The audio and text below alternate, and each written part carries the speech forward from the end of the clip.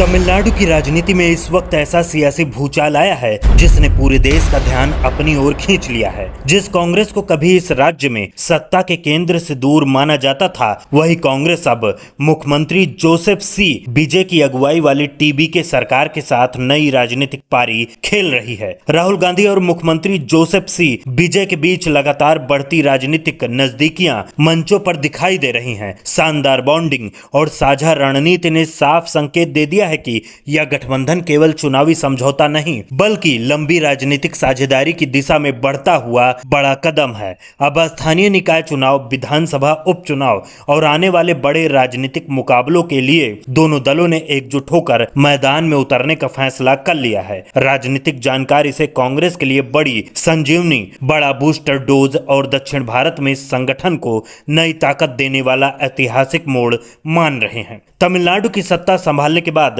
TBK ने पहली बार अपने सभी सहयोगी दलों की बड़ी समन्वय बैठक बुलाई। मुख्यमंत्री विजय की अध्यक्षता में हुई इस हाई प्रोफाइल बैठक में कांग्रेस, वीसीके, आईयूएमएल और एमडीएमके के शीर्ष नेताओं ने हिस्सा लिया। कई दशकों बाद कांग्रेस किसी सत्तारूढ़ गठबंधन का अहम हिस्सा बनकर फैसले लेने की स्थिति में दिखाई दे रही है।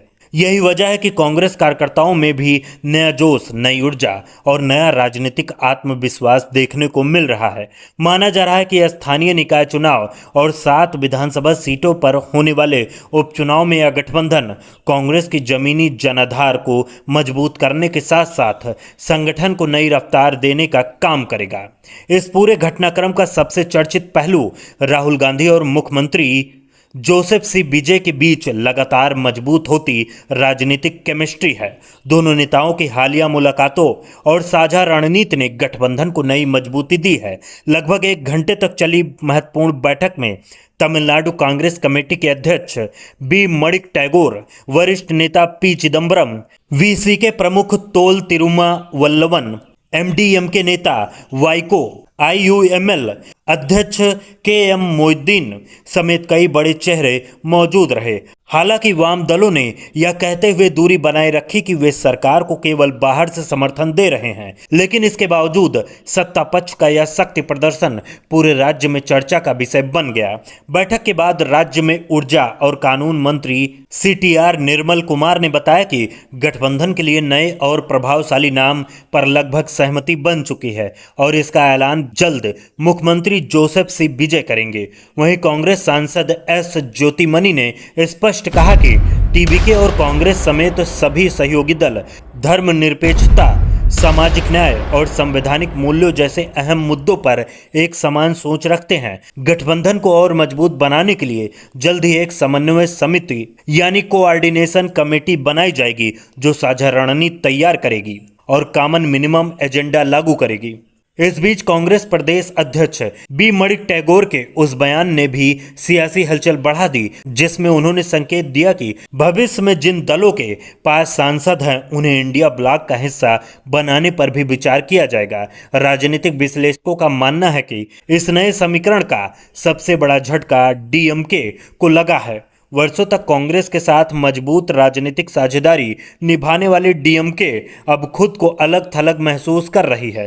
कांग्रेस के गठबंधन छोड़ने के बाद डीएमके ने इसे खुला राजनीतिक विश्वासघात बताया और इंडिया गठबंधन की बैठक का भी बहिष्कार किया। इतना ही नहीं, हाल के दिनों में वाइको की एमडीएमके का भी डीएमके से अलग होकर मुख्यमंत्री जोसेफ सी विजय के साथ आना यह संकेत देता है कि तमिलनाडु की राजनीति में तेजी से नए समीकरण बन रहे हैं और पुराने राजनीतिक समीकरण लगातार टूटते दिखाई दे रहे हैं। अब पूरे राज्य की निगाहें 7 विधानसभा सीटों पर होने वाले उपचुनाव और स्थानीय निकाय चुनाव पर टिकी हैं।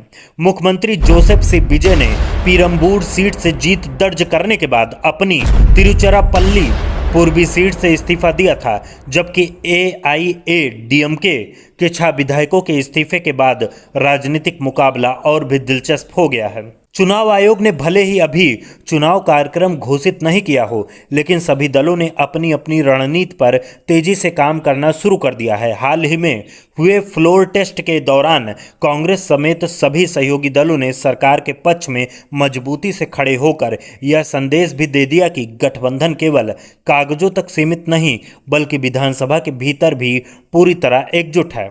दिलचस्प बात यह है कि यह शक्ति प्रदर्शन ऐसे समय हुआ है जब टीवीके के कुछ विधायकों की कथित हॉर्स ट्रेडिंग को लेकर राजनीतिक विवाद खड़ा हुआ और इस मामले में 3 लोगों की गिरफ्तारी भी हुई। इसके बावजूद सरकार पर कोई संकट नहीं आया और सहयोगी दल पहले से भी अधिक मजबूती के साथ मुख्यमंत्री जोसेफ सी विजय के पीछे खड़े दिखाई दिए।